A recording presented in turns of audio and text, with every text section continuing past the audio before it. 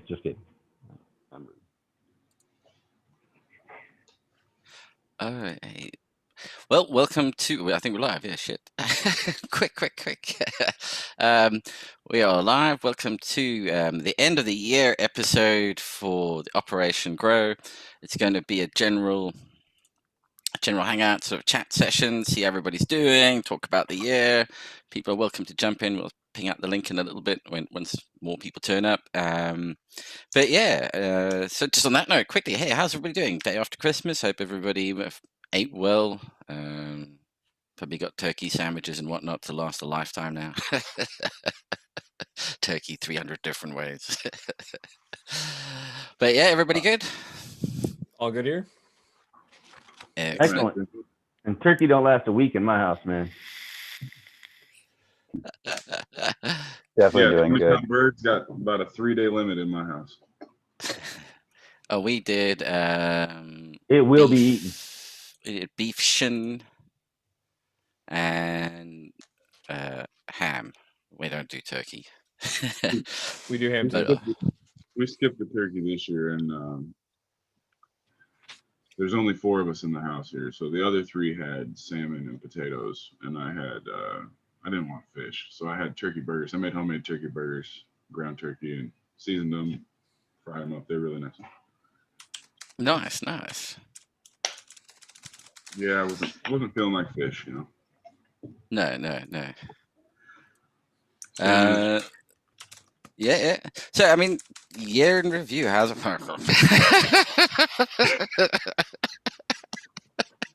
How's it been? Great. Now that Cascadian just lost our entire Atlantis audience. Sorry, just kidding. How's everybody doing? How's everybody coping? How's everybody getting on with the new way of doing things?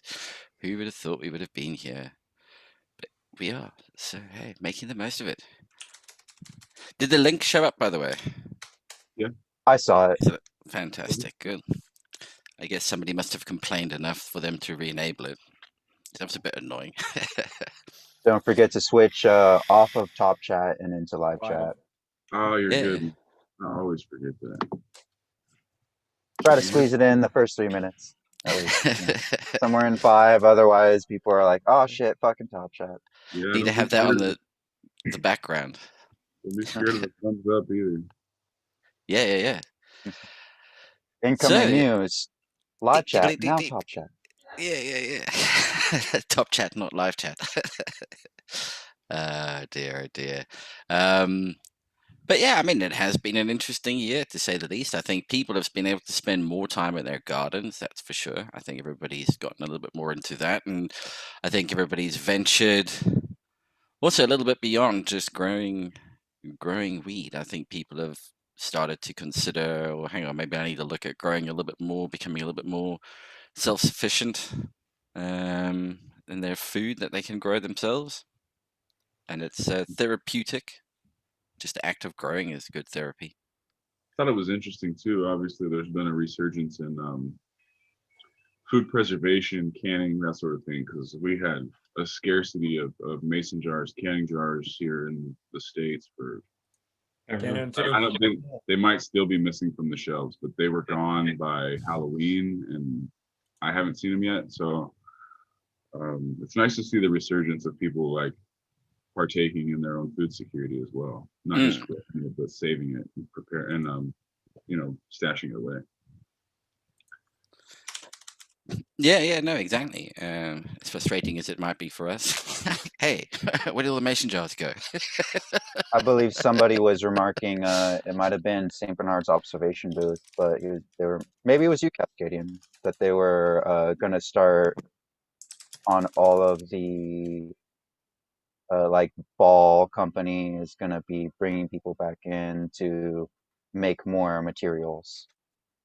So that's good news for everyone. I heard it. I heard it was going to be a 2021 thing, but that was, months ago. Like, yeah, that was like October. So I'm not sure. Realistically, gotcha. Yeah. But that's an interesting, that's one of those silver linings. Hopes and dreams. That's sort of silver lining on the cloud.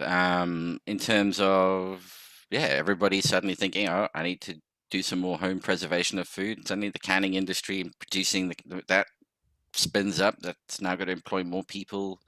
It has a kind of really interesting way of sort of balancing itself out and just shifting around.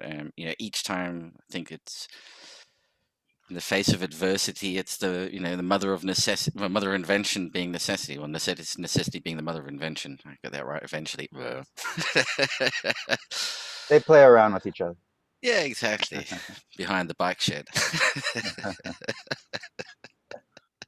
So, Lefty, how you doing, buddy? I'm doing good, man. Had a good holiday, and everything's usually is pretty chill here. So nice. Man. Actually, I'm gonna have some of the good stuff that the kids got me. Stuff we drink in Colorado, right? Uh-oh, he's whipping it out. Yeah, the Don Julio, yep. Yeah. Yeah. They were very naughty. They'd go, oh yeah, birthday present as well, by the way. I went, yeah, I kind of figured that. It was like...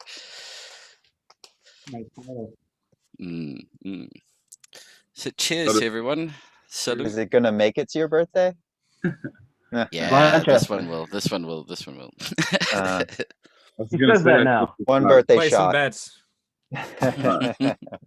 Not far We out of need reach. like a tequila bar for him, just a little animated tequila bar. It's like, that we got two. We got a tequila bar. We got a happiness jar, a holiday cheer bar. One coincides with the other. Sorry, Cascadian, I mulled all over you. Said you got to make 4 days. 4 days. I can do it. No, I can. Oh dear. Yeah. And Tyler, how's Canada doing, buddy? Is it all Fucking snowfilled. Really? Yeah. It finally Yep. turned up, did it? Yeah.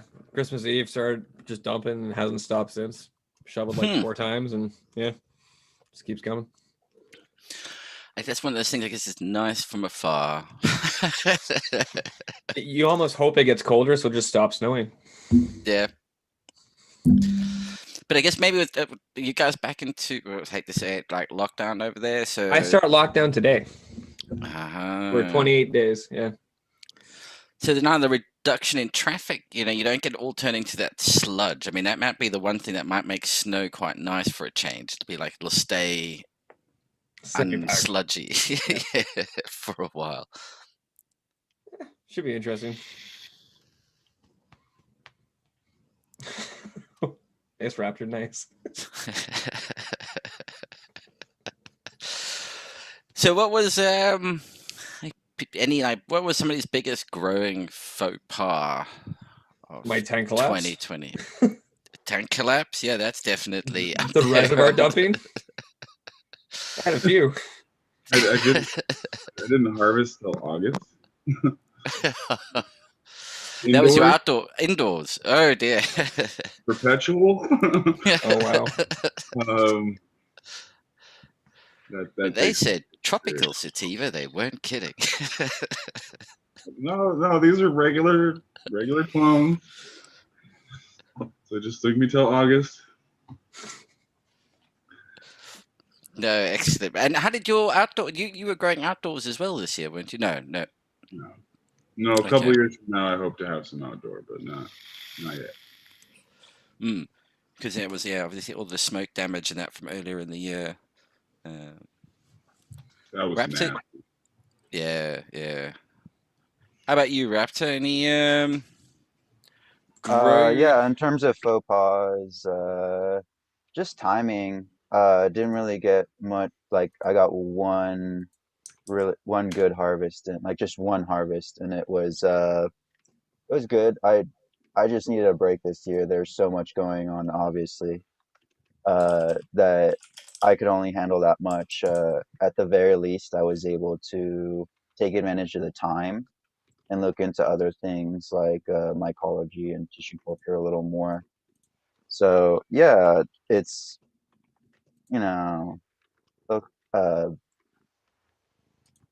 the good and the bad, basically. So yeah, I started off with that one harvest. Oh, I believe it turned into the first time working with mothers, trying to take cuttings off that, just trying to get experience basically. I have no experience with that, and I was like, maybe I should, if I'm looking into like really preserving things, have that in my back pocket, barely. So I was like, okay, it's to me the learning experience was worth not a month or two break in harvest. That I will never. I can talk to people as much as I want about it, but experience is the best teacher in that case. I really needed that. Yeah, I would say that's it. Just timing and not having all that. But the year prior, I was more than okay with my harvest. So I had plenty of backup jars to last me into this year. So yeah, that one harvest was actually pretty big. It was strawberry starburst and my friend's blue city diesel by blueberry skunk. He never named it. That's just a cross. So yeah, I really like that. It actually came from Oregon. It was like a couple clones that he was working around with. He was messing around with breeding himself so that he could have his own seeds to work with. And yeah, he was like, here, take as many as you want. Whenever you want more, let me know. Nice. So yeah, that's what I ended up with. So I actually have more than enough. So I'm fine with that in terms of it being a negative. It's okay. It all worked out. I had everything, backed up. So yeah, that's about it for me. Hey, you learn a lot from the mistakes, and that's just it. I mean, and it's learning from other people's mistakes. That's the real trick. It means make fewer of them yourself. But as you say, stuff like doing cuttings and that comes down to you just get a bit of practice, do them over and over again. Well, not. I mean, I'm a bit lazy with them, to be honest, and maybe a bit heavy-handed. It seems to work. I don't really get failure rates, and I think I don't know what everybody else does them. I think we know we've discussed it once before, but I tend to cut it through one of the apical. What's it? The Meristem? meristem. Yeah, was it the no on the actual? With the. Oh, I thought you were like The talking about node. splitting. Through the Gotcha. node, yeah, Sorry, damn. sorry. Oh, That node? fucking hell. Yeah. I thought you meant like The tequila's splitting kicking when in. you were like that. Yeah, yeah. But to cut it through that and expose Okay. that, because that seems to give it have quite good rooting from that particular spot. Forcing those cells to react and like Yeah, there's rejuvenate. I think it's a carbohydrate plug that's in the node there that it can utilize to make the energy involved. I think that's how it works. I need to look into it more, but I believe it's a carbohydrate plug in the node that the plant uses for energy to make the root structures. I think that's how that works. I have to double check that. Yeah. And I find it makes you can make quite a nice sharp point cutting through it at like a 45-degree angle through that. It's quite a sturdy piece, so you can push it into the plug quite well at that point. Hey, American One, how you doing, buddy? Nice of you to join us. Thanks Good for to see having me, you, Joe. and shout out to you, Pete, on the GMO, the Grow. Damn. The Grow 420 forums, your giveaway of the P&L system. That was awesome, boss. And yeah, no, absolutely. So you put in, what plugs do you put them in? The rapid rooters, or do you use Rockwool? I have gone with just sticking them straight into cocoa. Okay, there you go. Yeah. Yeah. And maybe you have to put a dome over it for a little bit, maybe for the first day, and then just take the dome off, see if they will droop, put the dome back on again, and then just keep popping it on and off until they stop drooping, maybe 2-3 days, and then it's done. Miss them if you need to. And that's pretty much it. Probably within 10 days, roots it out. What do you say you dip them in? I've been putting them in just neat, some of them, and it works just fine. Not even using a rooting gel or a rooting hormone. Cool. You gotta love that alcohol. Put them in there neat. But you, JMF, what was one of your let's say, disasters of 2020. That was a learning experience. I'll say right now it's the one I'm dealing with my cloning, simply because I'm not satisfied with the rate of cloning, and I let mom get way too tall. So I decided to come up with an air layering so I could actually take clones off it and deal with that. So I would say my biggest failure was I'm probably, that mom is just unruly now. I did not act proactively. I did not keep it in hand. So it is absolutely unmanageable.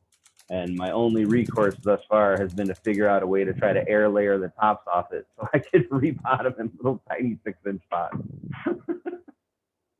So I would say that was pretty poor planning on my part. Yeah, hey, Backseed. I don't know how much are all these extra cloning, cutting additives actually required? I mean, how much of it can you just get away with a glass of water and leave it sitting in that? You can always do that, but then it's like I think it's just adding more time, and time is precious. Not only that, things can go wrong if you add more Yeah. time. And with Things can go water, wrong. I think it depends on the water because I've done it all because I'm lazy and I just left them in water. And sometimes they won't do good unless you change that water or, something. But if you have time, yeah, you don't have to put it. You could do them neat, and they will root, but you just got to give them more time. Is my opinion on that. Or like I'm really limited on space, so that's why I'm like, screw it. I'm gonna try air layering. That way I can just leave it in the same thing and not have to make a new space to clone from. Yeah, I think the air laying is a brilliant idea. I want someone to invent a Band-Aid that you wrap around the stem, and 3 days later there's roots popping out, and you just put it in dirt. So get on that, people. There's 3 Okay. days, yeah. there's a guy. Who came up with the seed cracker? Do you guys remember? Woodshed, somebody. Woodshed? Is Woodshed, it Woodshed? yeah. It might be him. They were Yeah, they're 3D. making 3D printing. They were 3D ahead. printing these little clamshells, and it basically was 2 pieces that aligned on a hinge, and then you could print the rod, and you put the rod through the hinge, and it would hold it. And then on the other end, it had a little lip on it, and he was using, at the time when I was watching him, he was using a chip clip. You know what I'm talking about? The little black metal chip clips. Hang on, I got one here. Bulldog clip. Yeah. Yeah, he was using one of these. A better paperclip. Yeah, yep. And he was clipping it on the 2 nubs that he'd stick in there. He'd clip it on that, and it'd hold it shut. And then on the top and the bottom, it had a hole, and he'd put it on the stem, and he'd fill it with whatever medium it was, and then he'd put the clip on there. And he was printing them out of clear plastic, and then he would wait to see the roots grow to the plastic, and then he could basically cut it off. Yeah, I don't GMF, see why. You need a decent sized branch. Didn't you make a little thing, GMF? What was it that you made the other day that was doing for the air? Yeah. So I like that idea, except that I don't have a 3D printer and I don't have a whole lot of money. So what I did is I took I'll see if I can show you one of these before I modified it. Clonex on a Band-Aid, right? I took a 5-gallon cap for a water jug, right? And it's got a little foam insert. It's got a hole in the bottom already, right? And it's got this little foam insert that goes in it. So I just cut a slice into it so I could fry it in half and then seal it back around the stem. Yeah, if you can try to make that show up better. Yeah, so you can seal it back around the stem. So that's all it is. It's just a cap from a 5-gallon water jug. It's maybe 3 inches across or 2 inches across, maybe, like 2 inches deep, and that's it. But so I fixed these to some stems, put a little piece of duct tape right here to seal this edge, and then I put a cut right here going to that hole in the center so the stem can pass through the middle. And that's it. So yeah, just trying to recycle what I got around here. Nice. And this is that thing that you were talking about. That's really cool. Yeah, same idea. He did it with non-clear plastic before. I believe it was black, and he was working with different colors. So it's very interesting that he does it clear and that you can see the root development. I think that's really cool. That is Yeah. pretty damn cool. And then Like you I'm just saying- clip it off at the bottom and just go and plop Yeah, that thing in the exactly. ground. Yeah. That's fucking neat, man. You need a post it on decent sized Instagram when I cut 'em branch. off. Not necessarily, Tao. I mean, if a 3D I take print- little baby ones. Well, a 3D printer's not that bad these days, but you could just change the size of the hole. There you go. Yeah, the whole thing. Yeah. But Or no, I'm- get a Dremel and a ping pong ball. Yeah. There you That's go. awesome. That's Right. That's cool. That's yeah. really cool. Yeah. Ping pong ball is light. Yeah, and you can just Dremel it. I actually thought about doing that till I had realized I had these things handy, and they already had a hole in the bottom. So, because these are open top too, that's kind of the advantage. I can look and see how moist it is. I don't have to, it acts like a little pot basically with a stem going through the bottom. So I can see the dirt. I can water it when I want to, and I just so I can keep an eye on them. But yeah, ping pong ball was my other option. I was just going to drill a hole through it straight with a drill, and then take a Dremel to part of it and just leave a little plastic piece for the hinge, piece of soft wire to hold it shut. Yeah, you could almost just tape it shut too. Yeah, that's it. Wouldn't be, Yeah, wouldn't be usable, but it would work. See, Well, it worked for a while. where's Yeah, you it can take the tape off. Chat was was looking saying at- he's seen a neighbor just use tin foil with soil. So just Yeah. I guess, just Oh yeah, yeah. it's the theory that matters. It's Mm. holding the soil to the branch, however you manage to do it. I'm sure you could use an old sock if you wanted to. I mean, like, just however the hell you hold the soil to the branch, it would work. My interest in Fingers the crossed. one that Woodshed was making was I grow more than just our favorite plant. So these would work for all kinds of hardwoods, softwoods. I mean, all kinds of things that are a pain in the ass to clone and Yeah, take trees. valuable tray space in what would be a greenhouse that I don't necessarily have right now. I could have those all over my yard and it would be incredible. So that's why I was looking at something a little bit more finished or polished because I could have several hundred of them and use them constantly. Yeah, Oh, yeah. and they're Thank you. reusable.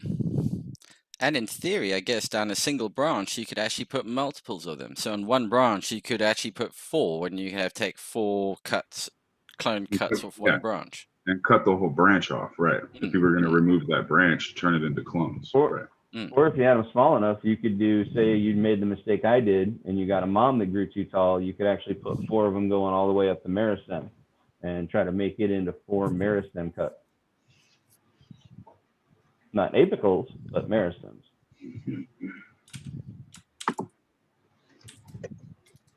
I wonder if that puts a taxing on the plant trying to make all them roots when it's just hanging out. I don't know. We'll find out. You It's can like, even what the reuse. fuck? You could even reuse like those containers, like those pop-off containers for like when we would go to dispensaries, A tube? like the plastic. Yeah, I do. Like even just where you would get your nugs too. Oh, yeah. Yeah. And if you got a bigger one, you can use like the ones they give you for like quarters, like extra tall. So it works with variable like sizes too, and those they're already established. They're cheap and they're already cylindrical as well. Bugs in chats like, you guys are making this too hard. Just cut a root right in half. Like,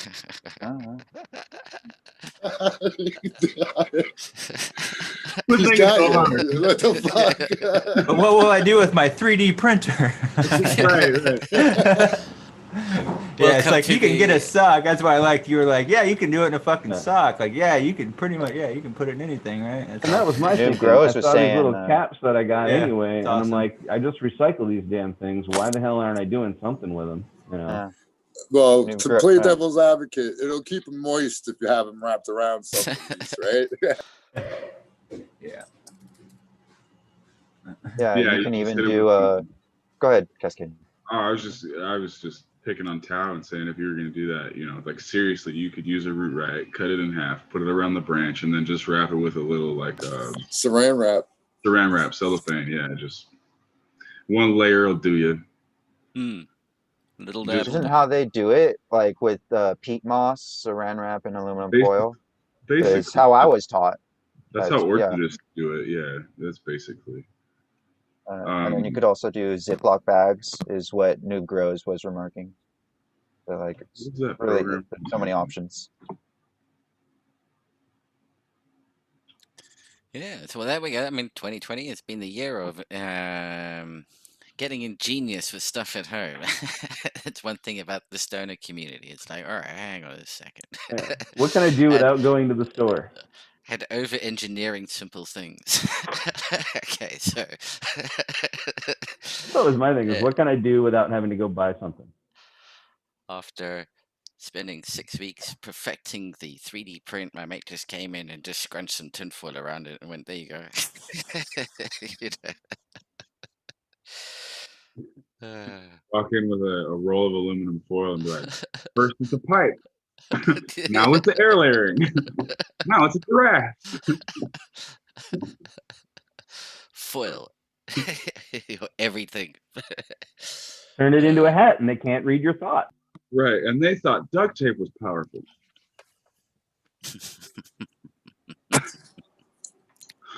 Oh fuck. Oh man. Tinfoil duct tape. Now we're talking. Yeah. Now we're getting somewhere. Solve all the world's problems with that. You can just tape it right to your head. And then for 2021, we've got the breeding project that's kicking off. That's going to be good fun. You know, what are people hoping to try and, you know, what are some of the goals for 2021 other than maybe go outside again?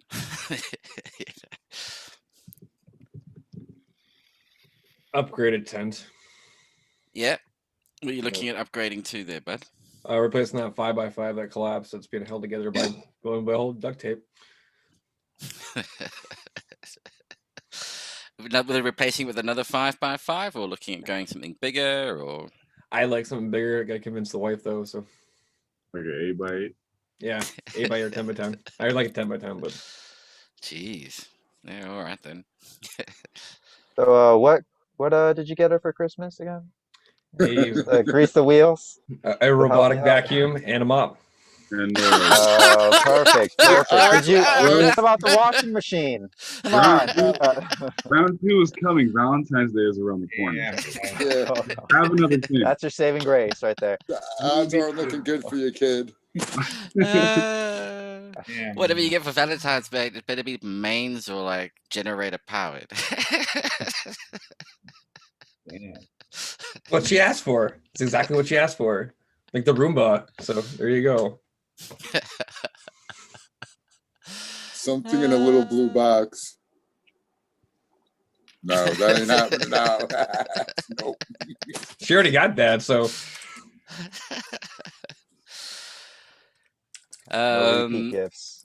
Well, I know the mystery grower for the breeding project's doing Afghan landrace cross with K4L V2, which is a Durban Poison Royal Queen,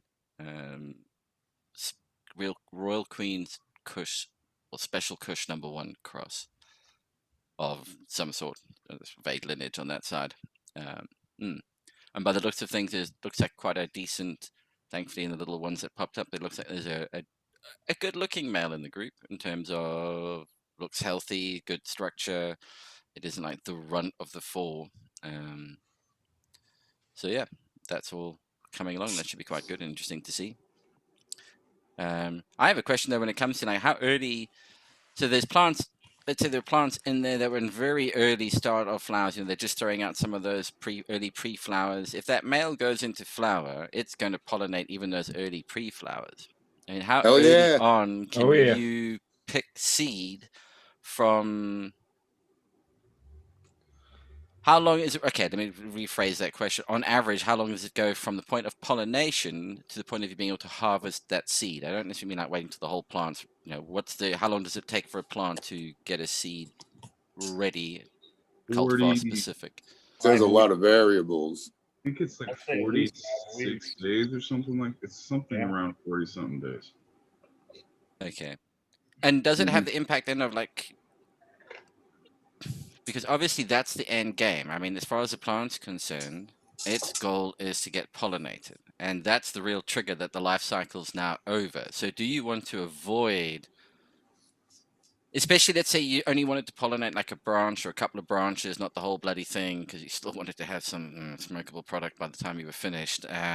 Does that impact having a couple of branches pollinated? Does that impact how fast the rest of the plant matures up as well? Or will you just notice that those branches that are pollinated, they're likely to senescence and ready up a little bit sooner? I would guess that there's a tipping point of too much pollination. I would probably stick to a branch. I don't know that I would do several branches. I would probably stay to one branch, just if you still wanted a decent harvest. I would be worried about that similar thing about the pollination slowing down flower formation plant wide, but also that's going to impact the yield, and then the look of the finished flowers. They might not finish the same.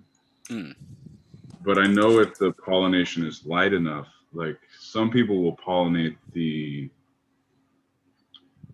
pre-flowers at the nodes that pop out. They'll go around the plant and pollinate those before the plant really goes deep into flower, and that's not enough to really set the plant back. And then they can get 20 seeds and still have a plant scentsy.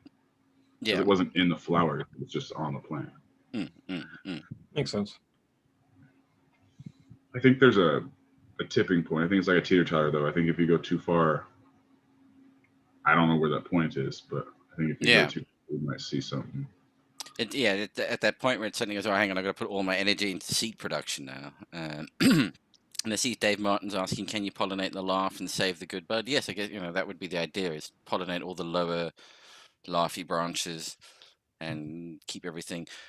But at the same time, will that slow down? I mean, do seeds higher up mature quicker because there's more growth hormone flooding the top of the plant?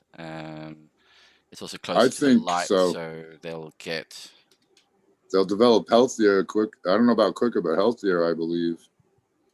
I think if you over pollinate a plant, it'll actually switch from flower formation to seed formation, and you won't see new flowers show up. New bracts. Yeah, you won't. Sometimes they take a timeout and then they go back to growing. I've noticed. Yeah. That timeout, is the bulk of growing those seeds. The seeds, yep. And then it's like, okay, we have this extra. I guess we can play around and grow some more flower now. Try more. Some other diversity, right?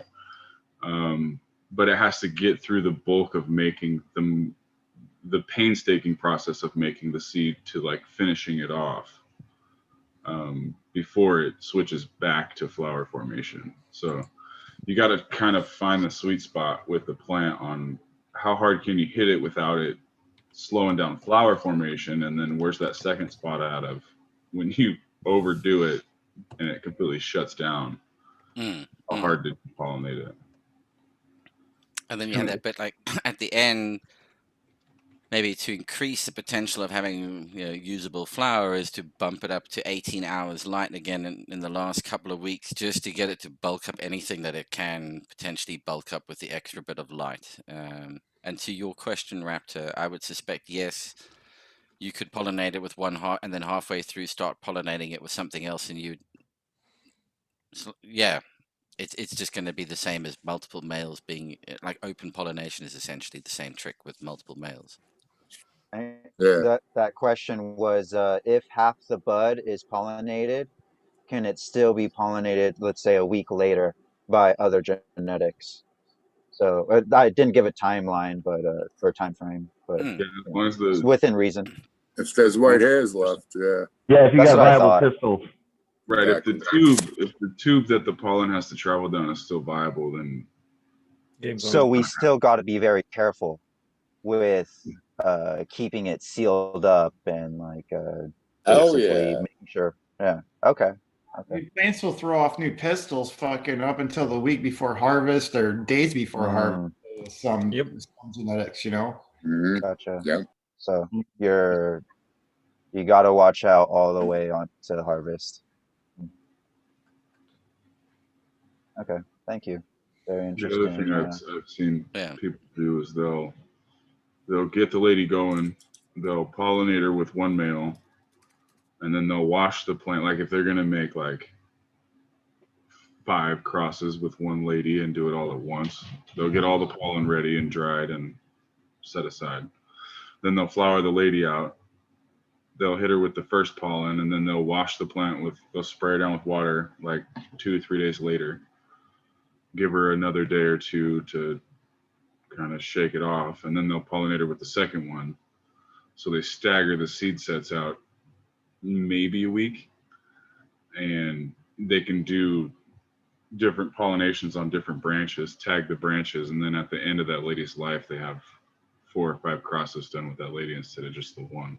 And they didn't mix the pollen, so they have, safe crosses. They're not cross-pollinated. Yeah. Labeling. Must be really, really careful to be able to be that good to be able to pollinate one plant like that. That's when you're doing it with a paintbrush. You're not doing it with full-blown males. You're doing it with a little jar and a paintbrush. Yeah, this could still There's be no male and shaking it over. Walk Get in. him. Jersey Shore style. That's how I do the open pollinations. I just unzip the tent far enough I can stick my arm in there, and I grab the male and just shake the hell out of it. Like he's at the party, he's at the club. But even being really careful, some stray pollen will float, man. Oh yeah. So miles. Even if you're super careful, I mean, I've been stupid and like water, because what I understand is water activates the pollen. Really, it makes it live, like shoot its tube, and then it's dead. It activates it. It doesn't kill it, if I understand correctly. But yeah, whenever so I just did a tent. I pollinated the whole tent, and then I went in there. Once I am satisfied that the females got all pollinated, I take the male out. I don't leave that shit. And then I spray everything down with the hose like a retard. And so now those seeds are ripening up, getting done. I'm going to push in a plant. Yeah, I'm going to put plants in there. They're going to be Sensimelia, I hope, soon, like as I start shifting things around. And I don't want to have to worry, but yes, pollen is, it definitely can stray and fly away. Yeah, negative pressure is that should be mentioned here. That if you're doing that sort of activity in a tent, you definitely want negative pressure or to keep the pollen in the tent. Yeah, when I was doing one branch at a time, I'd bring it to the refrigerator. I put the female up on the refrigerator, and I always do it with a live male. I'd take the male into there too, and I take one branch off of the male that has the pollen dropping on it. Then I'd pull one branch down all the way underneath the pot, at the top of the refrigerator, and try and just hit that one. And then I'd slowly let it and then I'd let it sit for like an hour. And by that time, it's definitely should be done. They claim it takes about 20 minutes for the pollen to reach the seed and pollinate it. So you wait an hour or so, and then I bring that female into the shower or wherever. I spray the fuck out of it, and then I put it back in, is what I do. When I've done it, I always just take the female right out of my tent, take it into a different, like completely different part of the house usually. Cover all but the branch that I'm going to pollinate with a garbage bag, kind of seal it off at the bottom. And then I just paintbrush that branch that I'm going to use. And, you know, I kind of loosen up the bottom of the bag just so it can breathe a little bit. And then I'll leave that bitch for like, you know, overnight basically. Pull that back, you know, spray down that branch. And I'll mix that whole branch pretty good with water. Kind of, from everything I've heard, it kind of supposed to deactivate pollen, not activate it. But I could be completely fucking wrong too. Well, that's what kills it. Like, yeah, once if it's not activated on the stigma, right, it won't do it. So yeah, so yeah, I usually will spray down that branch real good till it's like, you know, pretty much dripping water, and then uncover it and fucking throw the bitch back in with the rest of them, and it floats a little bit, but nothing bad. And I've also seen where it doesn't really affect yield of the rest of the plant, and you know, the seeded buds are a little bit smaller, but not a lot. But it's also just brushing it on. You know, it's not like getting really super heavily pollinated. So. Mm-hmm. So then another question, of course, what now it's all pollinated, it's all seeded. What's the most effective way to sort seed from bud? Drying it the fuck out. Yeah. Pay somebody else to do it. You want it like dry sift dry. Yeah. You want it like dry. Yep. And then I'm actually working on putting together a seed sorter. One of those little computer fan blown seed sorting machines. Because I'm tired of doing it by hand. Dude, you could I take the one of those aluminum trays, and when I have all the material in there, I totally dry, like Tyler was saying, and I beat it up over the dry sift bin one way or another first. You know, that's how I get something out of my seeded stuff.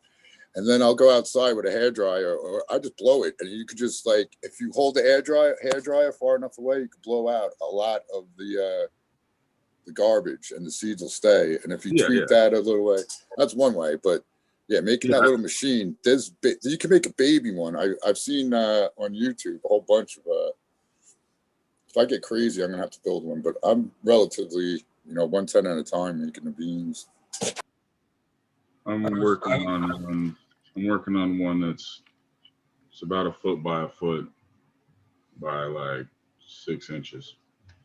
It's just smaller, but it'll work just as or more effectively than the fall down ones. But I've seen the folks do the bucket with the shop vac. You just turn the shop vac so it blows, and then you stick the nozzle down in the bucket, and it all comes up in your face, but you get the seeds left in the bucket. That one's fun. I've done the you can take the window screen, the screen off a window. Obviously, you don't want to put it back on your window. You want to hold one, but you can spread it all out on a window screen, and you can kind of toss it up in the air like the Native Americans would do, and winnow it that way. I've done it all, man. I've modified air hockey table. I've put them all on like a tray at an angle and just crumbled the flour at the top and watched the seeds roll down. Like, I've done it all. I see Richard D in chat suggesting the bass speaker technique. Yeah, we used to do that with sit there with the magazine and just go to collect all the seeds. And one day driving along, the other half is sitting in the car sifting out. It's got a massive stack of seeds at the bottom of it, winds the window down a little bit, and then holds it up to the window to put them out the window. Of course, the seeds just go all over the car. Place your bets. On Monday morning, I'm picking up the bus from the airport in the car, and I'm like, I'm looking around and I can just see seeds everywhere. It's like, oh fuck! I hope it doesn't rain in this car, man. So personally, I'm at the point of building a little machine. I've found the right fans. I found one that has a 3-speed control on it. I've found the the pieces I want to use. It's just a money thing at this point. So should have- I've had seeds germinate in the carve rug. that's not good. A mate of mine at a house near, like up in the village, before they moved in, turned out it was being used as a weed house, grow house. A few months after they moved in, he noticed growing up between one of the floorboards, obviously a seed had fallen off a plant. You know, when the cops came through, ripped the whole place down and whatnot. And boom, there's this dope plant growing up amongst the floorboards. Hurry, get a light. I'm like, quick, I'll be round. Quick. Put a tent around it. You know, like treated like ET sort of thing. So yeah, you know the gas stations have those planters sometimes, like next to the pumps. I dumped a whole bunch of seed into those planters, and we came back like a month later. I swear, dude, they were there. They were fucking thick stalks. They were about a foot high, and I was like, I can't believe nobody noticed them or took them or anything. So the dude I was with happened to have like a, you know, one of those cups from Taco Bell or some shit. And I uprooted that shit, bro. He put him in his backyard and harvested them. Yeah, say like every year they do it. Every year they have this Feed the Birds campaign, and they throw seeds everywhere. And invariably, seeds go in front of Scotland Yard into their flower bed, and there's a brief moment where there's all these weed plants growing outside Scotland Yard. But yeah, In Canada, Dana Larson was giving out seeds, encouraging. They were hemp seeds, he claimed, though, encouraging people to plant them in all like the national parks and shit. And you could see them in all the roundabouts and police stations. People planted the shit.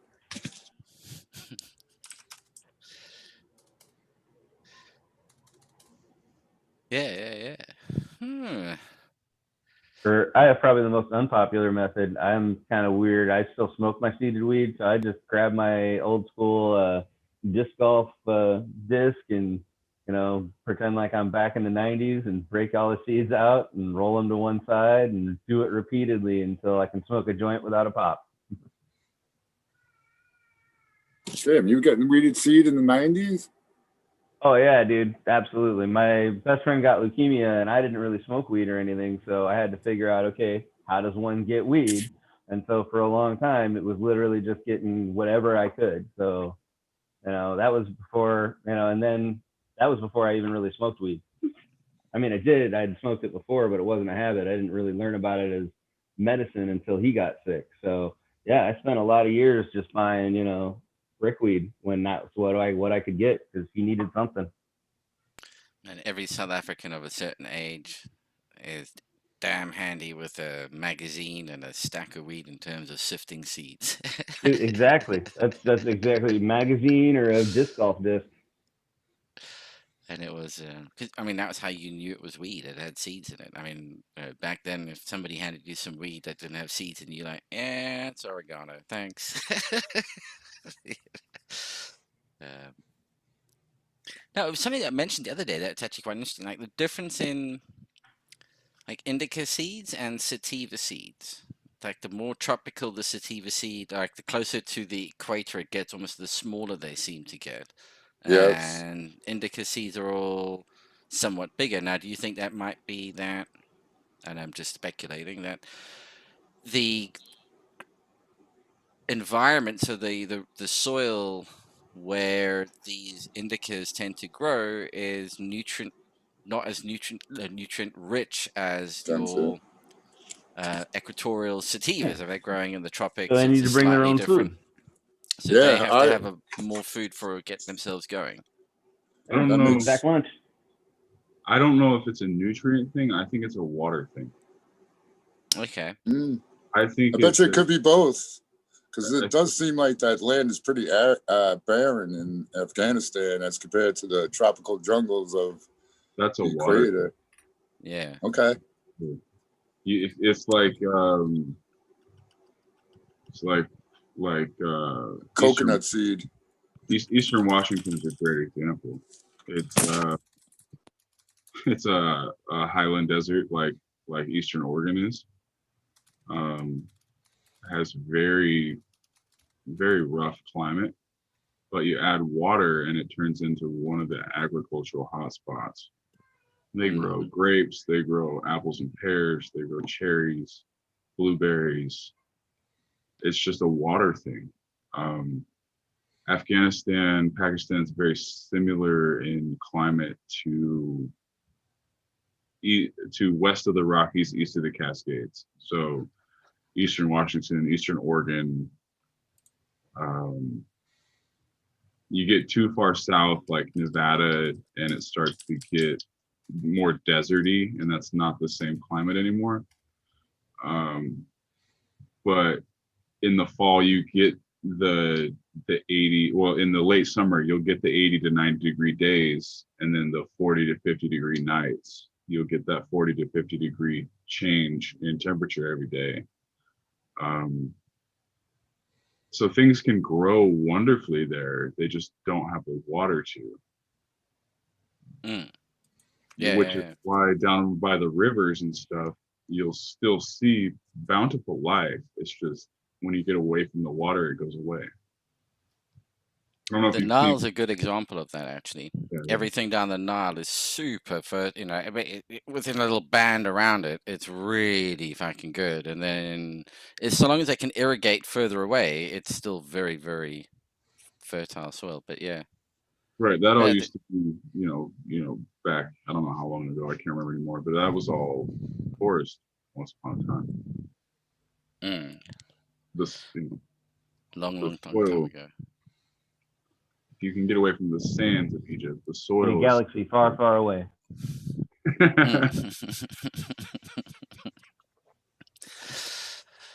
So now, a question that came up in chat was like, how soon after seeds are produced? I mean, can you go straight off the bud, I guess, and drop it? Well, I mean, Pretty Duckweed isn't. Yeah, he's got pictures of seeds that have germinated on the bud. Absolutely. But can you go straight from bud to soil, germinate them straight away, or is it recommended to give them a little bit of a curing maturation process? Do you put them through, like, I know sometimes with some plants, what you want to do is you want to chill the seed, so you trigger like it's gone through a seasonal change, it's gone through winter and it's coming out the other side of winter again to improve your germination rates.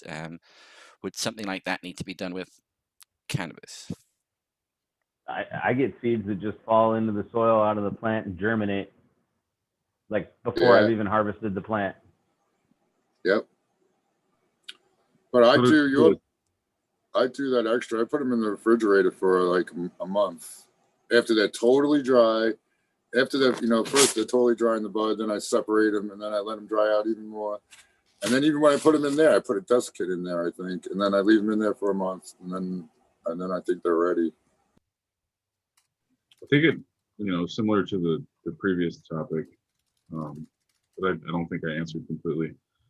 I think it depends on where they come from. If they come from a place where it traditionally gets cold every winter, then they might actually benefit from that. But if they come from more equatorial regions, I don't think that would be a good thing. Yeah, it might hurt them, right?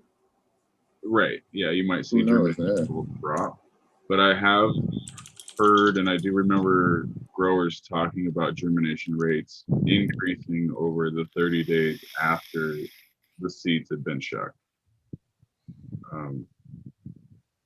But to put that into context of when I read it and who I was reading it from, I read that probably 10 years ago on forums that were dated at that time. So we're probably talking about 90s indica based seeds, the end of the Dutch sort of era, a lot of Afghani type genetics.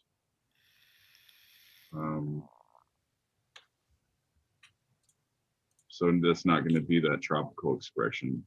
It's just going to be more that cold weather type.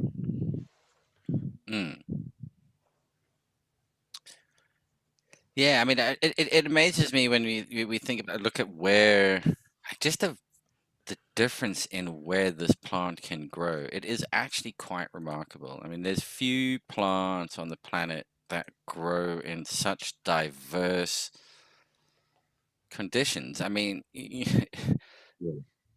this is being, this is dried out on the plant in the, out in the fields. This is 2020. Look at this shit. Yeah. Wild, So, right? like tie up what I was talking about a minute ago. I think some of these plants in Here's these more arid climates, I think they have to have a bigger seed because they have to get a larger seedling in a shorter time period. Because once the sun lays on, the sun is going to start to evaporate the water out of the soil, and the plant needs to stay ahead of the soil evaporation. So I think it needs to be a little bit bigger from the beginning to ensure that it stays ahead of the evaporation of the soil by the sun as the season progresses. Where in the tropical regions, the soil stays moist for longer and the plants don't need that same amount of junk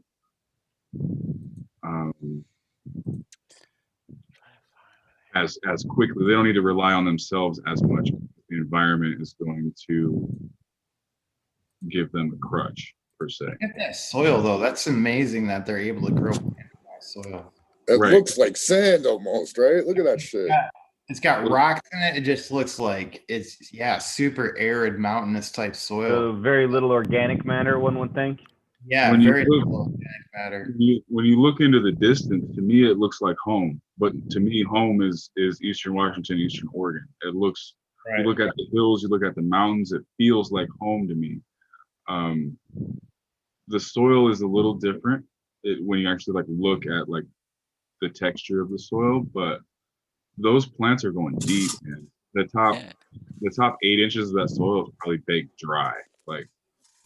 Yeah, And then and there's some big plants big. I mean, some of this shit ain't small here. I mean, that's a decent sized Right. plant. this and is it- India, Yeah, right? this that- is southern that looks southern like- Afghanistan. That looks like a helped out plot there. That's not in that same shit dirt. Oh, maybe it is. No, it That's is. irrigated though. That's Right, irrigated. that's something different going on. That's just not. Well, Look at those plants though. Look at that thing. That's what's. So this is in But- the Ghazni province. So this, you can see why these plants have the broad leaves. They have to create their own shade from that intense sun and that soil condition. So they have to create, you can see the shade there. They have to create the shade to save the water because of the environment. So that's why you're getting the broad leaf expression out of these plants it's that dramatic of an environment. And I think if it's dramatic enough to inflate the size of the leaflets, it's also going to be the same amount of dramatic it's going to express on the seed size. That's just how I tie all that theory together. That's all gonna be hash. Oh, Yeah, that's all that this is being grown for. This isn't being grown for bud. I mean, you can actually see the flower structure isn't what it's like this. It's much more for hash production. And then you see the scale of their hash production. Fuck me, that's on a whole new level. Hey, I'm trying to. We were actually looking at the processing in Bagsy's neighborhood of all of it being done, and we got there was a couple of concerns because of the way how very not gentle they were being with it, but it's just hey, this is how it's been done for centuries.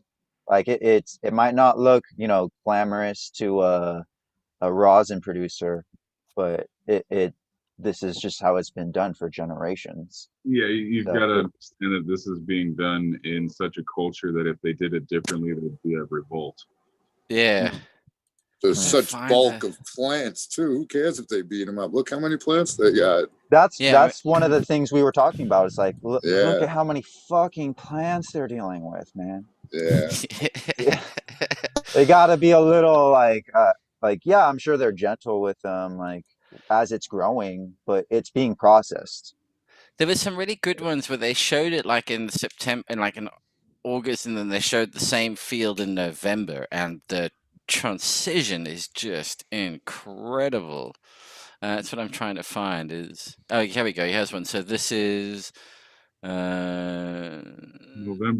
October Uh, versus November. So yeah. November's first and then October. Yeah, That's 1 month only. Look at it. October, and then boom. Wow. How much it changes. Hey, wow. All the fan leaves are gone. All the leaves are gone. Just turned dry, and this I wonder is. if they must strip them in the field. I think they just leave him as is. Yep, it's just all curled Oh, up. all curled up and dead. wow, they leave all the fans on too? What a Yeah, mess. they stand the plants up. I saw one the other day where all the plants are standing up, full plants, all dried out, standing up with snow on them. Yeah. All leaves up, just drying out still.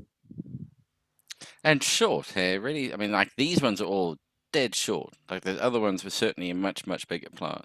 Yeah, the other ones must have been tended to just a little at least.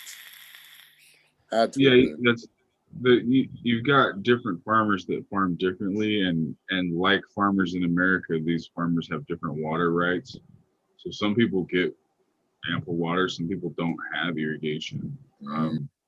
So it all depends on the farmer that they're visiting, but that's going to skew your results and your things like your terpene expression and the overall drive of the line.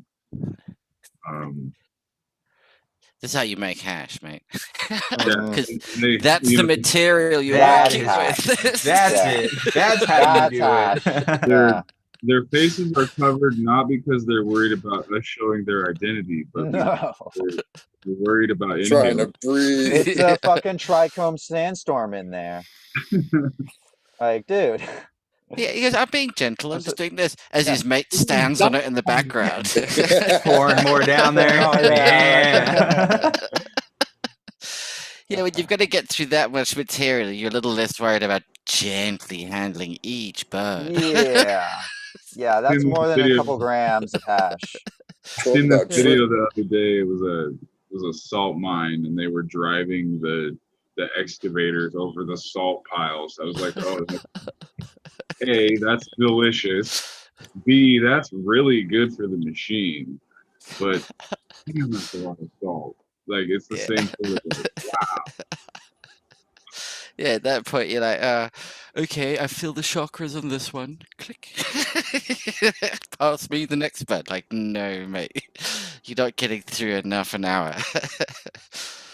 And we complain about trim jail. Trying to have to go through those fields, man. Fuck. Those guys don't complain. That's their way of life. Yeah, that's it. That is their life. They've been getting ready all year for that. That Mm, means food on the fucking plate. Yep. I mean, I wonder how much, that's interesting. I wonder how much this whole COVID has impacted that hash trade out of Afghanistan. Probably amped it up. I think it's accelerated it. Everybody's at home looking for it. Yeah, but it just makes it there's well, yeah, you're not putting a couple of tons in your underwear as you come through customs. True, you're gonna look a bit suspicious. Well, that I don't know where that came from. I'm just a spider. I got 8 legs. Don't worry about those other sticks I'm dragging behind me here.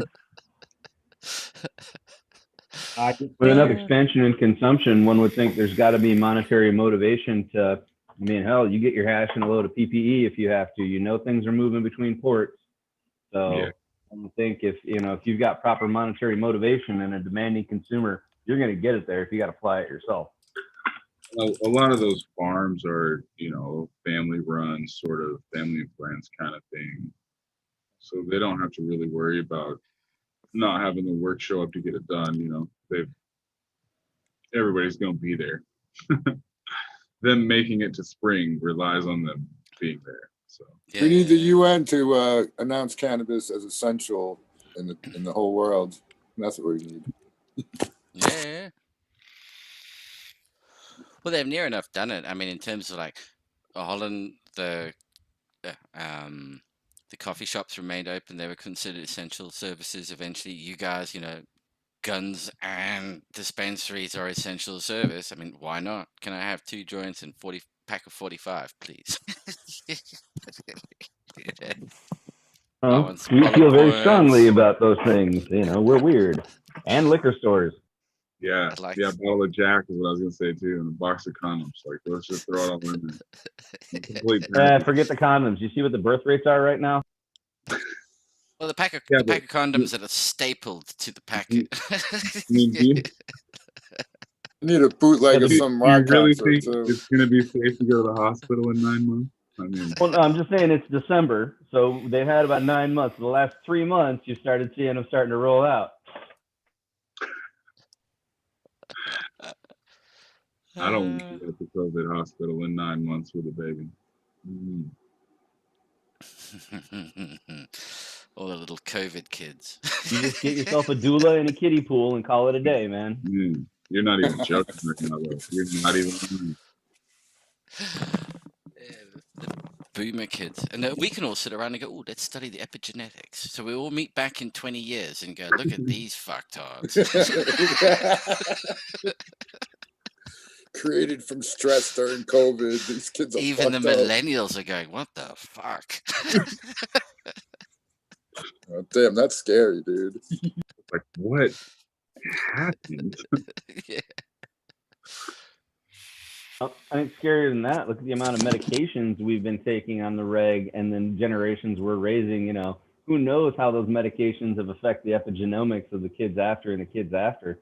Benzodiazepines, Xanax. Look how much, we eat those like candy now in society. Who knows what the hell that's done to people with brain chemistry over a couple generations of epigenomics. That's a good point. Yeah, it's gonna be a mess. No, that brings a good question. I got a question. So let's say, I don't know if anybody has experience. You got, I'm doing seeds and a plant gets beat down, beat up, but it's seeded and it makes the seeds. Do you think them seeds are going to be stronger for it or going to be weaker from it? They will Or be different. unaffected? Yeah, Depends. different. Because, yeah, I'm going to find out kind of if I could keep them all separated, which I probably won't, but I have like 5 different cuts of one clone that are seeded up, and one is still in a 1 gallon bucket, and like that's the one I'm calling beat down. It's not really beat down, it just doesn't have the life it should, and I hate doing that to my babies, but the rest of them are all good. So maybe I'll see if I can keep them separated and see if there's any difference. And another question, so I've been making beans with the same mom and dad for like I've run in 2018 and one in 2019. Each run, are they going to be different noticeably just because of the environment that they were created in? Even if it was a good one, it wasn't the exact same one. I think if you kept note of all the... Okay, so the interesting thing here comes down to it's a stats game.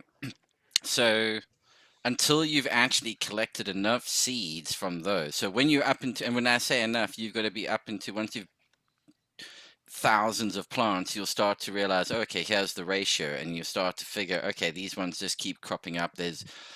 I have a higher chance of these ones turning up because the ratio is 3 to 1 to 1 to 1 to 1 to 1 kind of thing. So that's really what I think you discover. So when you're only maybe popping 10, 20 seeds at a time, it looks like you've got this constantly, there's all these, like it's different every run, and it's just because you actually haven't popped enough seeds yet to get to that statistical level of being able to see the ratios, if that makes sense. I mean, I don't think you're going to see any difference over the years if it's the same plant. I mean, if it's genuinely the same plant that you've been using, you wouldn't see any difference. I think of it like the wine from year to year, just the wine, the product. Like 1886 was a fucking killer year for the Valley of freaking whatever. I'm not a wine guy. Sorry, Genetic Memory Farms. But you know what I mean? Like, yeah, it's okay. I know he's not really wine, but I'm I the know wine guy. he's cascaded. Sorry then, but yeah. So that changes from year to year due to environment and rain and whatever. So that's what was my thinking on why change shit, in general. Yeah, I mean, I think the difference there though is that the wine is down to That the would be the same same. Okay, like vines. the weed is different because I had, and it would be if you're doing soil grown because the terroir of the soil was changing over the biology of the soil changed, and that's what created a different terpene profile. But the genetics are the same. That's the bit that isn't changing. So maybe this run you grew it in a different super soil or a different soil under slightly different light, so it expressed itself a little different, but the underlying genetics haven't changed. Right. That's Um, impossible for them to change if I have the same cuts. Right. yeah.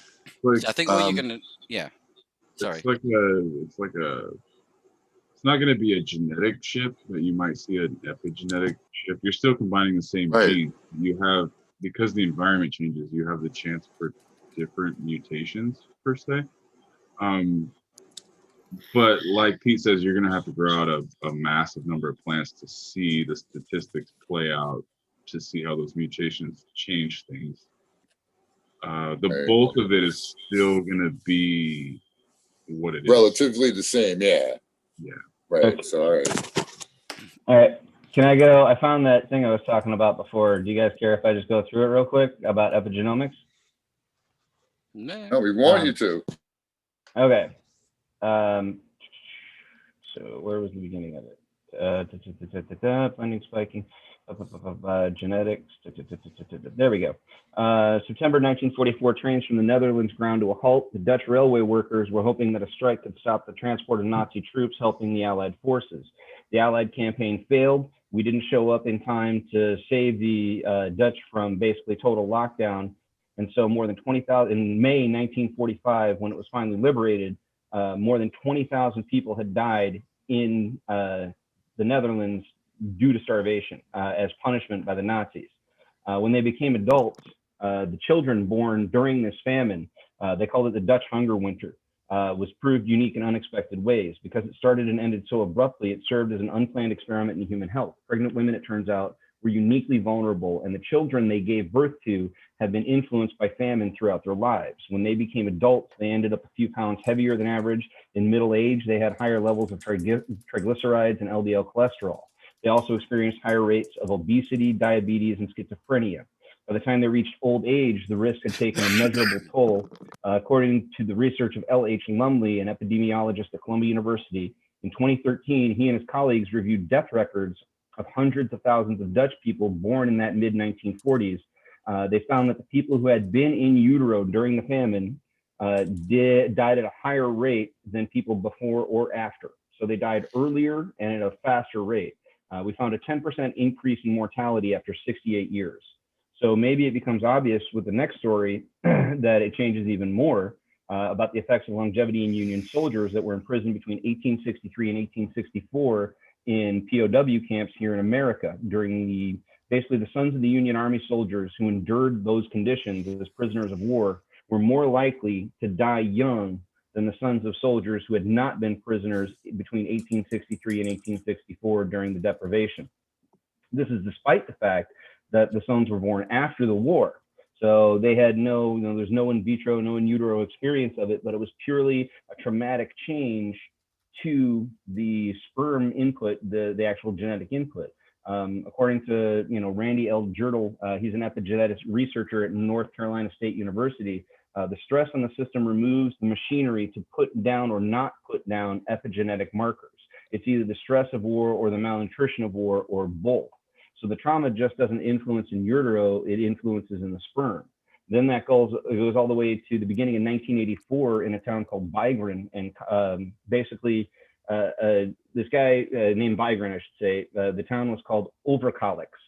So this guy basically assembled pedigrees of 94 randomly selected people who had been born in Overkalix in 1905. A total of 199 babies were born in Overkalix that year. The 20th century saw rapid migration, so he tracked them down all over Stockholm, all over different places in Norway. And basically among the 1905 birth cohort, there were grandsons of Overkalix boys who had experienced a feast season when they were just pre-puberty, a time when sperm cells are maturing. They died on an average 6 years earlier than the grandsons of the Overkalix boys who had been exposed to a famine season during the same pre-puberty window and often of diabetes. When a statistical model controlled for socioeconomic factors, the difference in lifespan became 32 years, all dependent on simply whether a boy's grandfather had experienced one single season of starvation or gluttony just before puberty. It appeared that the Overcollick's grandfathers were somehow passing down brief but important childhood experiences to their grandsons.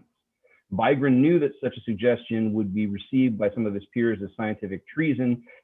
Basically DNA sequences are not passed down as experiences. So this is really what this guy's study is what led to the, not only the first two studies of how it affects people's mortality, but then how it can affect multiple generations down the line. The next level of the study has been going to not just the grandsons, but the great-grandsons. Right. It's almost like the other side of the coin to that concept of like genetic throwback, where you'll have like, your Aunt Susie will have a kid, right? And this little boy looks just like great Uncle Jerry or whatever. It looks like, pull out a black and white image of great Uncle Jerry, and it's like creepily the same little kid. Like there's that. I think it goes both ways. That's what I'm trying to say. So that means it does matter if my parents are 100%, or if they're fucked up. It's going to change the offspring. That would be my opinion. Yes. I think we need to also make a really big understanding here is that there's a huge difference between mammalian biology and plant biology. I am a marijuana plant. Things don't necessarily translate directly from one to the other. I mean, the fact that you can inbreed plants the way you do is testament that they are way more resilient, because if you inbreed humans or mammalians the same way, it turns fucked up real quick. Nobody's just look at most royal families. Occasionally they have to bring an outsider in. It's like, yeah. Exactly. Nobody's back crossing the mom. Well, maybe Jim Morrison was on the cusp at one point, but yeah. So I think there are, there's definitely environmental conditions that can trip up these traits, these epigenetic traits, and it becomes easier to trip them up. I think that, like what we were discussing in the beforehand, was that every female plant carries the ability to produce pollen. And I use pollen in inverted commas because it's not male pollen, it's pseudo pollen in that sense, as a survival tactic. And that's exactly what it is. The plant's like, shit, I've got to survive. Now, some plants you can trip that up really easily. Just a little light leak, boom, and everybody, it's a Hermy plant. Or it takes a hell of a lot. You got to hit it with colloidal silver and do all sorts of things to it to get it to that point where you trip up that response. They do seem to be a little bit more resilient to that kind of genetic fuckery, and we're not. We're actually quite fragile in that space. Brothers and sisters start fucking, it turns south real quick. Raymond Kowal in chat said, so what are we saying? Don't grow seeds from harvest here. And I don't. Sorry, I didn't mean to spit take. That was a cough. There's two ways to take it. One, yes, and then two, no. It depends on what you're breeding. Thanks, Captain Obvious. There's two answers, yes and no. Well, I'm going to elaborate. No, just joking. So I know. So I mean, if you do not want to change the genetics, if you are happy with what you have and you simply want to progress it and you want to refine it and you want to improve it, in the sense of stability or increasing the likelihood of something, then no, you wouldn't want to harvest your seeds from a shit year. But if you're making, like, say, I have a personal plan to take several land races from various parts of the world, combine them, and purposefully put them through several shit years. So I will only breed with them on shit years. And that will result in seeds after several generations that have been challenged in several different ways. It's like purposefully mutating the genetic sequence a little bit, possibly, in order to create something different, or in order to ensure that the seeds that remain have made it through the driest year in the last 10 years, the wettest year in the last 10 years, the weirdest year in the last 10 years, the hottest year, or the wettest, or what have you. That I've subjected this same seed set to all these super weird conditions, and now I'm going to settle it down and refine it. And in that case, yes, I would want the harvest from the shit year. So it just kind of depends on what your breeding ambitions are and what you're trying to craft. That's why this is kind of an art. So you can you can finesse it. So you may want it, you may not. So it's not just a blanket statement of no, you don't want the shit. That's great, dude. It's way better than yes and no. And like if people breed to get their strains to customize to their environment outside. So that's like kind of an example like that. Let the thriving survive to next year, so that every year that's more acclimated to your climate. And that is that whole acclimation breeding.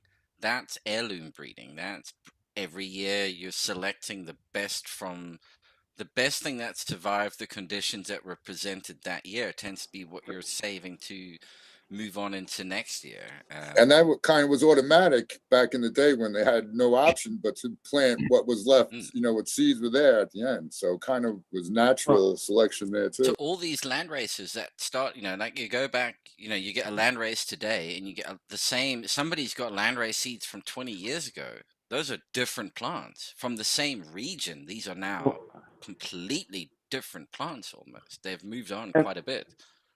Let's be disciplined in our vocabulary. The plant doesn't actually change any kind of genetic structure until it either goes through mutation due to environment or it goes through mitosis. It actually goes through cell replication, whether that's making seeds or whatever. So what we're really talking about by changing an environment, a lot of times it's epigenetic. That's what we're talking about. Switching things on and off, like you're talking about hermaphrodism, that mechanism, the ability to throw pollen. We're just switching things on and off based on stress, basically. Right. Yeah, well, it's selective breeding. Sorry, go ahead, Cascadian. I was just going to say that the frequency, or whether they're on or off or not, tells that plant whether to select for them or not. Over the generations, it's an epigenetic like sway, per se, over several generations.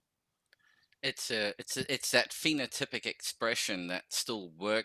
We're constantly after pretty much like that same phenotype expressing itself as the environment is changing, and that moves from this genetic makeup to that genetic makeup to this next genetic makeup to keep that same phenotype being expressed.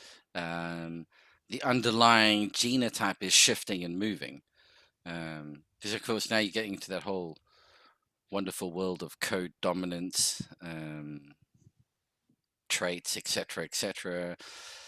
Yeah. I mean, yeah, and when we throw epigenetics into it, I mean, you do realize just how deep this rabbit hole goes. It's not, and why at the beginning, I'll take this plant, just smash it into that plant. Lovely, mate. It's like, okay, yeah, but I knew I had something I was going to mention, and it just hit me like a ton of bricks. I wanted to point out that a lot of our leafy green vegetables, our lettuces and things like that, still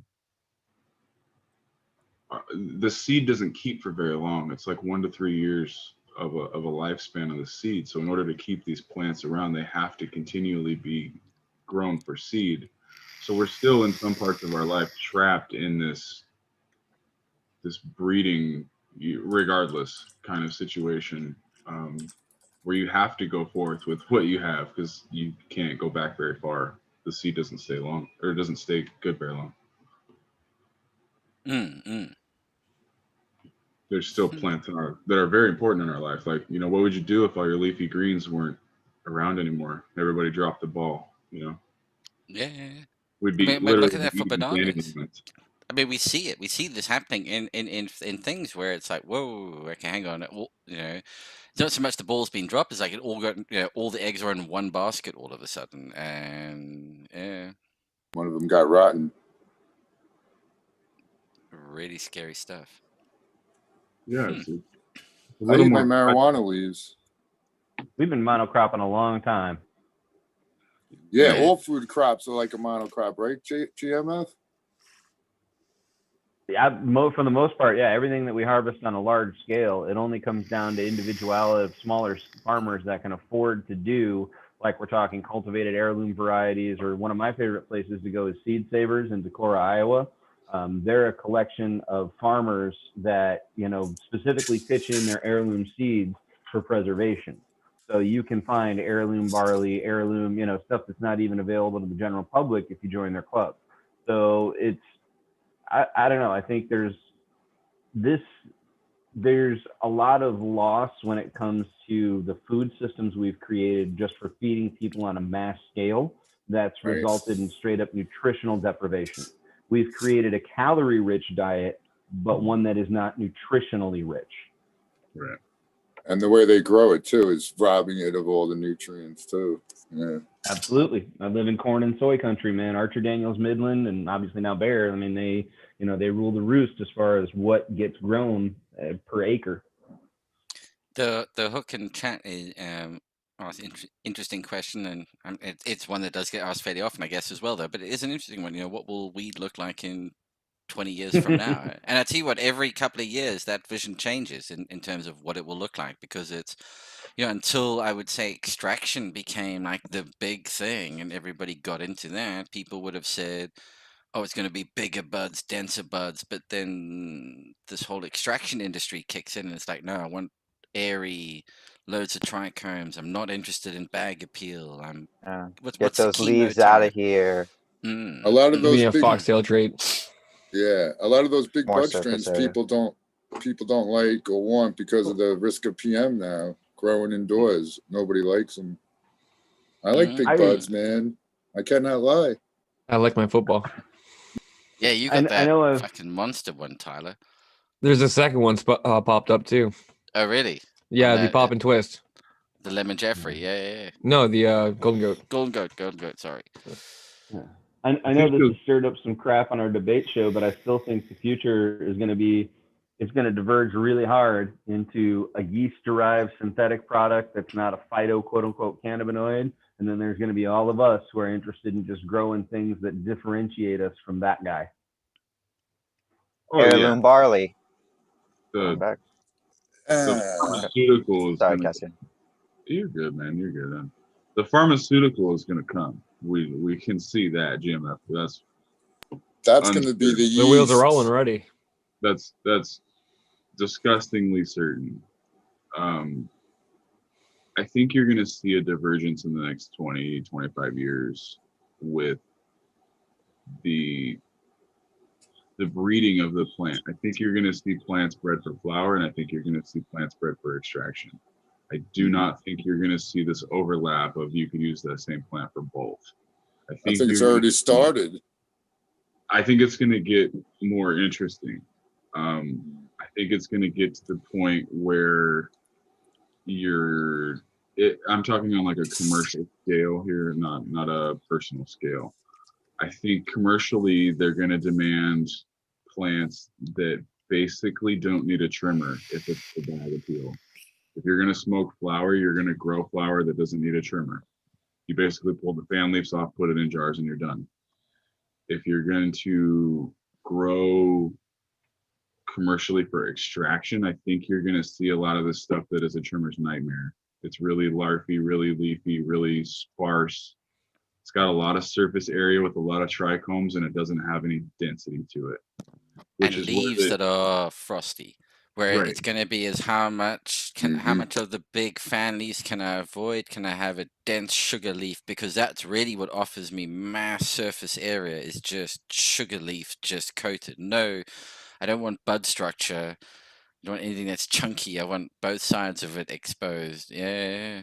And that's the side of the coin that's going to get really interesting, because that's what's going to allow these cultivators, whether we love them or hate them, it's going to allow them to use a lot of these more available landrace genetics these days that aren't so refined, and it's going to bring terpenes and expressions and feelings that we haven't had recently. There's a whole generation of people that don't know about landrace sativas. So it's going to be eye-opening on one hand, and like diverging, splitting on the other hand. I think it's going to be really interesting to see where it goes. You know, Do you think- GMF. I saw I saw a couple presentations. They're already making these cannabinoids with yeast, but I haven't seen where they're University making of Toronto.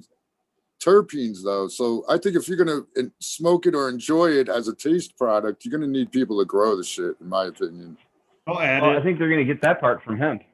They're going to get that from smokable CBD flower. That way they won't have to deal with regulations or trying to figure out how much THC it has in it for sale. So they'll grow a smokable CBD flower that tastes really good, is terpy and all that, and then they'll just dose in the amount Extract, of THC right. they want for sale. Yeah. That would work, as you know, kind of, not for me, but it would work for right. Yeah. Not for any of us probably that are here. Right. It What would are you work gonna for a s- product. Were you But- going to say Lefty? Yeah. Lefty. You lose it? He's hit the hash before 6, you bad boy. Yeah. I mean, do you think, therefore, what we might see is the biggest enemy of the terpenes is temperature? Yeah, the volatile compounds cooking off at these temperatures, etc. You want to try and keep it as cold as possible. Do you think we start to see, particularly for the extraction world, that you're breeding it, you're growing for chemo type profiles, so you're going to start to potentially see some low temperature plants being introduced that can be grown cooled, kept cool the whole way through, so that you really lock in and retain that terpene profile. It's not producing smokable bud, but you're just trying to keep, stuff is being geared towards really greasy, oily leaves, etc., but at that low temperature sort of range. You mean like growing it in 40-degree weather? Yeah, maybe a little bit warmer than 40-degree weather, but Right, yeah, right. not far off. I mean, I'm talking sub 20 degrees Celsius. So No, I don't think plants grow like that. No. well, at the Or are moment they- it doesn't. Right, at the moment, yes. I forget, I think it's 55 degrees. They say it kind of stops and is in a state of, what's the Mm. word? Like Suspended animation, yeah. Yeah, it's for most plants, it's usually between 55 and somewhere between 90 and 95 that they're metabolically active. Mm. And if you below that, they go into it's almost like if it was an insect, it'd be like a diapause or something. They almost like into a stasis. And then above that, they stress out majorly.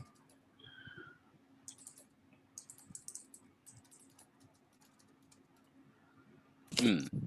But like someone was saying, the guy was harvesting with snow in the plants too. The plants looked still alive. The one that I watched once, Yeah, So, yeah. who knows?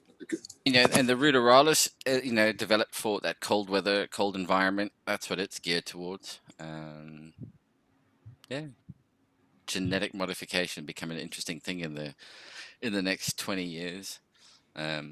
I think maybe as we become more comfortable with it and understand it better, we'll be more accepting of it. So long as you keep it within the species, it's fine. It's when you start doing cross-species genetic modification, that's when it gets a little bit buckled. But where is the actual harm in me short circuiting a breeding cycle by going, oh, I know these do the purple, I'll cut those out. This does the THCV, I'll cut those out. This does that, I'll cut them out, and then I'll just recompile them back in the order I'm interested in, but they're all from within the same species still. I could do this naturally, but it would take me 15 years, or I can do 20 minutes in a lab and boom, there we go, job done. You know, that's kind of be the advancement. But what did you learn? CRISPR. Control C and Control V. It just occurred to me. Have you guys ever thought about it like this? That Hindu Kush plants can be snowed on, but Himalayan plants can be rained on. But you can't necessarily do. You can't flip it. Mm. I don't know why that is. I mean, that's climatization. They've probably got a chemical response, you know, freeze me, I'll do this, and handle it fine. And go all soggy when they get rained on. I'm ashamed. We totally missed 420. We blew straight through it. We missed 15-minute rule, everything. No, I didn't. I pointed it out in chat, and Lefty was more than capable. I completely missed it. I completely dropped Gotta the ball. pay attention My to bad. chat. I'm with the GMF. It's totally over my head, man. I was smoking So- anyway. I probably hit it from the nose, but It's The only look on Lefty's 420. face is he didn't miss it. Because Lefty's a better man than I. He was there. Sure. I'm starting to feel tequila flushed. starting to look it. Thanks. Are you Oh, drinking on Lord, what? he has the tequila vapors. Are you drinking on what your daughter's got? Yeah. Mm. Yeah. Yeah, the Don Congratulations. dude. Julio 42, and well, I had to make sure. So Father Christmas also got bottled the G4 extra Echo. The Nice. stocking stuffer. Good shit. I just dump them both in a bucket. And It was a Where's- straw. Yeah, where's the lemon and ice? Woo. The lemon and salt, I should say. Yeah. Where's the Mm. margarita mix? Yeah, No, get margarita that really bucket. Come on. Rose's lime syrup. Get that stuff. It's disgusting and a weird color green. No. Hey, Rose's lime cordial is like the best lime cordial there is. Ew. Well, All that what's stuff. better? Not neat enough. Turns out from our local Sainsbury's, we are the third largest buyer of lime cordial. So of Rose's lime cordial in particular. I'm like, what? There's two people buying more than me? Fuck it. I'm gonna go and find these two. Gotta step my game up. Meet my new friends. Start hanging around the cordial aisles. Hey. You buy lime cordial? Go get one of Oh, those. spit take on lime cordial. Ugh. Go get a trail camera and put it across the aisle. Come back check it next week. That's so funny, dude. My bad. I've been getting into hunting lately. I'm trying to get out there. Hey guys, I Yo. gotta get out. Hey, Lefty. Thanks for stopping by, buddy. We're not gonna chat on here before next year, but so have a great New Year's. But we'll speak to you before then, I'm sure. Likewise. See you around. I'm always floating around. You know. Peace Thanks out, for Lefty. being a Have part good of one. almost every single fucking show, Yeah. buddy. I don't think you've missed one yet this year, so good man. Cheers, I'm Lefty. Always good to see you, Lefty. not too active, but I'm dependable. That hash really helps him fly around. Yeah. We'll have to got get him a it. taste of Dave's shirt. All right, see you guys. Cheers. See you, bud. That's still on the table. That offer. Apparently, D has ordered one. He hasn't said which one he's ordered, so I am It curious. It better be flush with CalMag. He'll show up the Brews and Buds with the shirt on. That's gonna be funny. Raptor, what do we got behind you? amoeba getting attacked Vitamin by, B3 Oh, okay. crystallized under polarized micrograph as well. So this is a different point of view from what like it would actually be. But yeah, it would still be I wouldn't have crystallized. known. Yeah. That Oh, was a I find different them and view. I'm like, whoa. Yeah, that's I- why I like them because it's just art. Like Right. art It is is. right It's underneath. totally the- fucking right there. cool. Yeah, I want to yeah. get an electron microscope. I said that once to people like you, idiots, like $1 million and like $30,000 a month to make it right all the time. I heard. Yeah, they're You not guys cheap. want to Well- You want to pitch in? Come on. I want a whole lab, and I still don't want an electron microscope.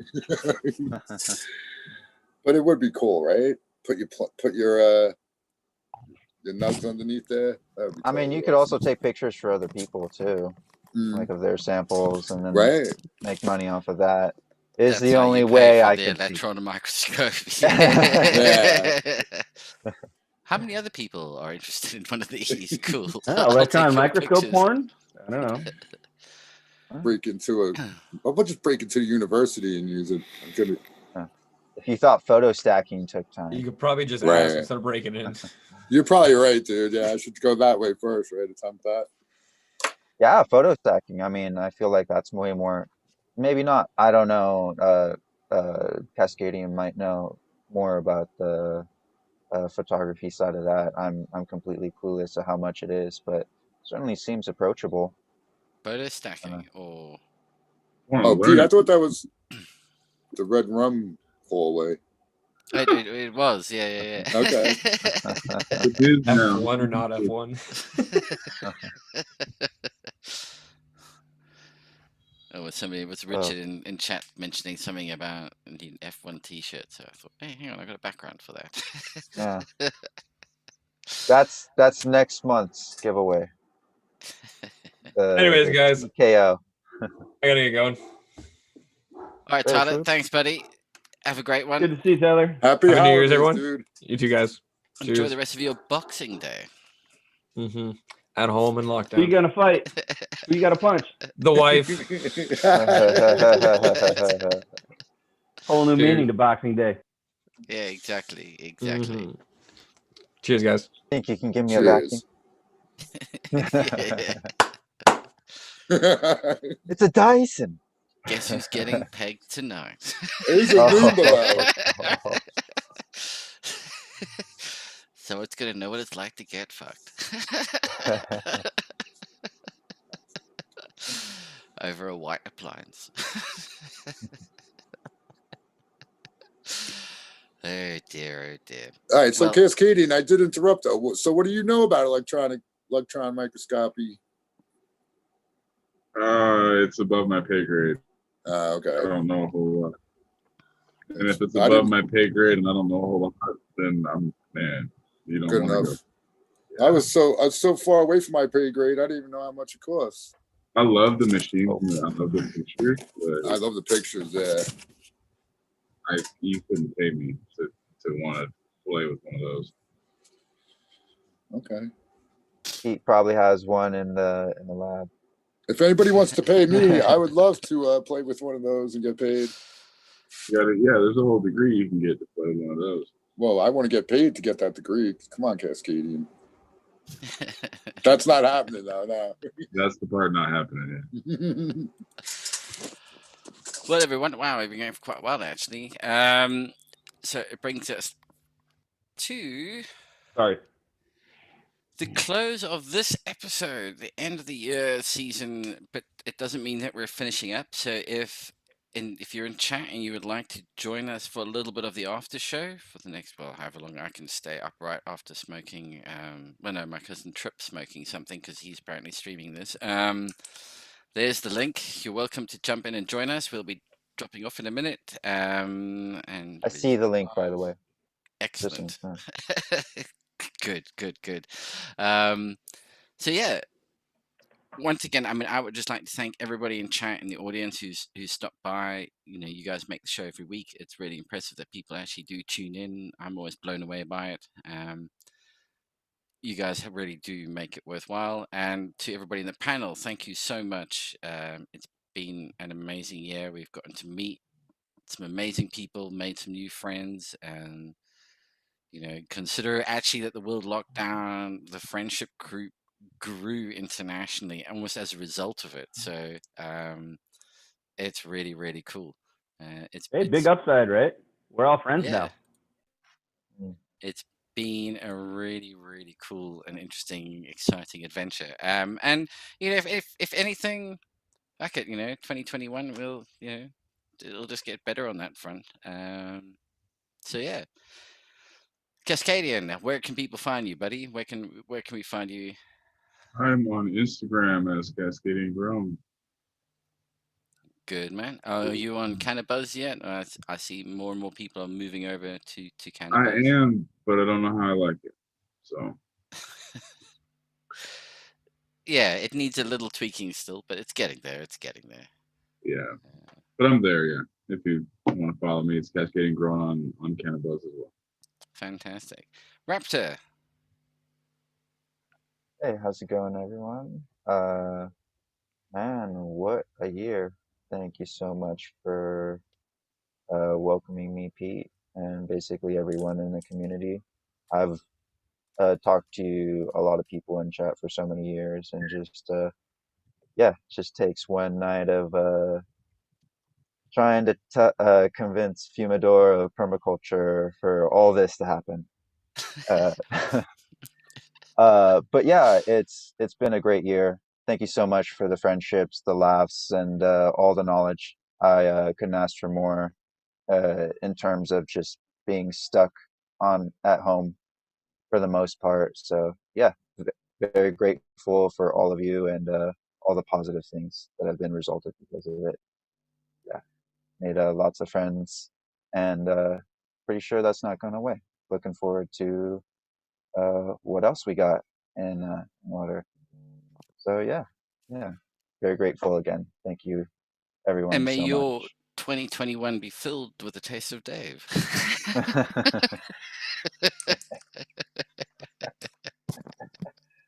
Nice. Mr. Perfect. Maxi. Don't add anything more. Where can we find you, sir, other than the usual?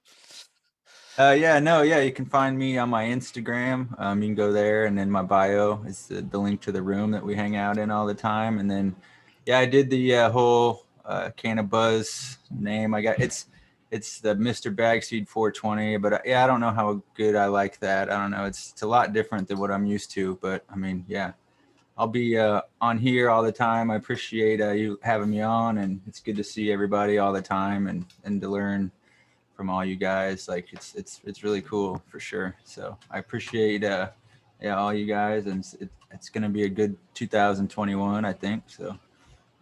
And I'd be remiss to comment on the fact that chat's been asking you haircut.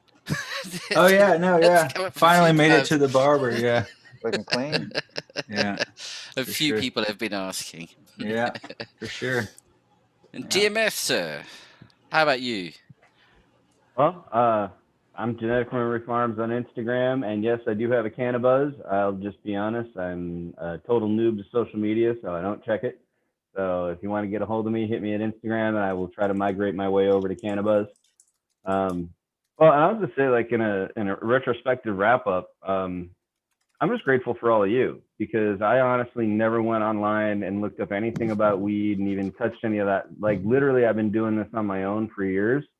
And I never thought about reaching out to a bigger community until this year. Never even would have been something that my personality could handle. So I have to say, I'm personally extremely grateful for people like Pete for making this kind of stuff possible. And I'm extremely grateful for everyone I've met in the community, because literally, like, if you knew me in real life, I'm not someone who has friends. I don't. I have a handful of people that I keep very close. But other than that, I'm the grumpy old weirdo in the neighborhood that doesn't talk to anyone. So I feel very fortunate to actually be able to connect with other people whom I feel like actually, improve my life and, raise up my quality of living. So a big thank you to everybody I see in chat every day. I'm not going to shout you all out by name, but you know who you are. I talk to you guys all the time. Chicha, Mayo, Flower. I mean, I just said I wouldn't do it, but Richard, Laura, like all you guys come every week, and that's really what makes this worth doing. I know it might sound like a little standard saying, but it's especially for some of us, it's you guys are the reason we do this stuff. So thank you. Like I wouldn't have friends like you guys without this. So thank you, Pete. And thank you to everybody in chat. Thank you to all you panel members, man. You guys make this totally worth doing, and you guys make it easy for people like me. So thank you. Absolute pleasure. Absolute pleasure. The American one, how you doing, sir? Any last thoughts, comments? Yeah, I echo what GMF was saying. I think a lot of us are the old grumpy neighbor that keeps to ourselves and doesn't want anybody smelling our good weed, that doesn't love on the weed. So we kind of like, I know there's a lot of loners in the growing community, and it's good to be able to talk to people at least. Hopefully we could all hang out and smoke up together sometime in the future, but the way the NWO is working everything, it might be some time off. But yeah, and it's awesome that, like you said, people like you, Pete, come on and give everybody a place to hang out and chat it up. It's always good. So thank you. And chat, whoever I missed in chat, it's always, because when I'm on the Zoom, I have to go back and forth because I'm not very super computer. I only got my one, so I got to go back and forth on my iPad, whatever. But shout out to them, and yeah, that's it. No, excellent, excellent. I see Nico, you've joined us here. Any last comments from Europe, which we're a member of for the next 5 days? Yay! So, from a European perspective, I can say the following: as of the 1st of January, fuck all of you lot. Jesus, it's going to get expensive to travel. Fucking idiots. Anyway. Any final comments, Nico? Just as a bong. So I'm kind of stoned and I don't have a. Sorry, I fucking love you, Nico. I fucking love you, dude. With that hash you just made, I think that sums it up perfectly. Yeah. Shut the fuck up and have a bong load. There you go. We all need some of Nico's hash, I guess, right? Yeah, Ian. Introverts, stay indoors. Unite, stay indoors. One last time, here's the link. You're more than welcome to join us as we now will break into the after party. Once again, thanks everybody. It's been a fantastic year. 2021 hopefully will be an interesting year. It'll be, I don't want to say better, whatever. It'll be different. It'll be interesting. It'll be a new challenge. We'll succeed. We'll progress. We'll move forward. Yeah. And on that note, see you.